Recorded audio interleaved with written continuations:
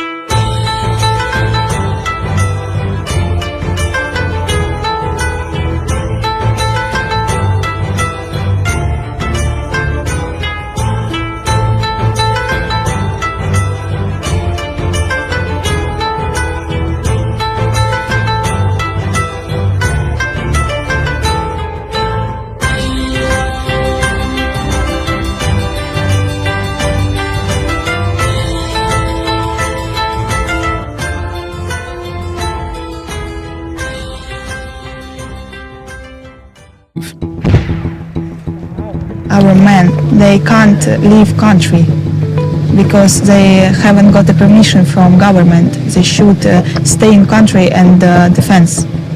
So it's the most reason why we are here, why only women are here. We are doing something important, very important.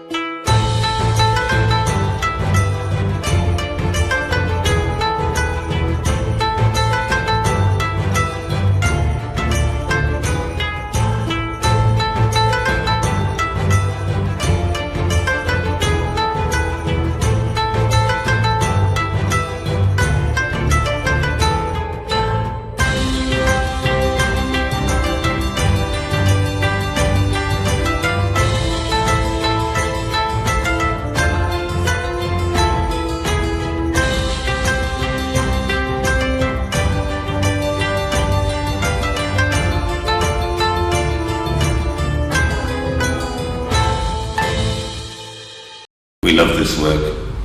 We feel privileged to be able to work with these people. We feel it's an obligation that we give them the very best training possible and that we prepare them for going back and going operational. Do you feel nervous about them going back?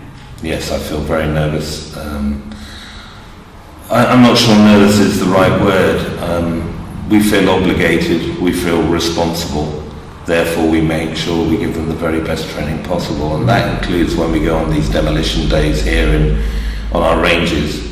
We give them as much as we can so that they can try out all the different techniques and they know how best to deal with the items when they get home to Ukraine.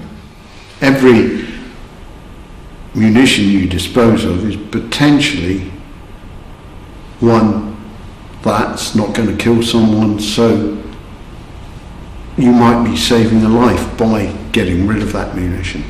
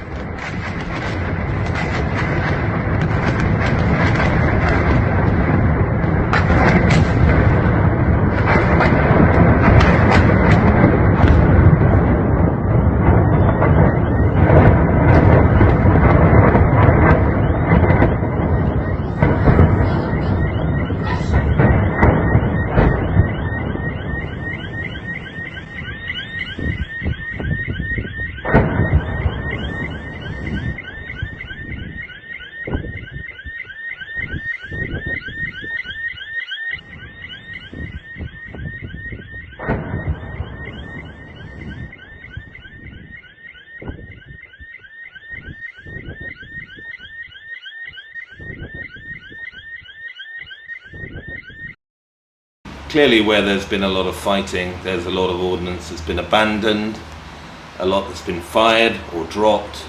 The effects on the community is that when the fighting finishes, in cases where the Russians have withdrawn, you think about Kharkiv and Kherson and Chernihiv, the litter of unexploded ordnance remains, and as the people move back into those areas, they come into contact with it, and ultimately it kills people. Before 2022, women were not allowed to be sappers in Ukraine, and the word sapper in Ukraine means explosive ordnance disposal.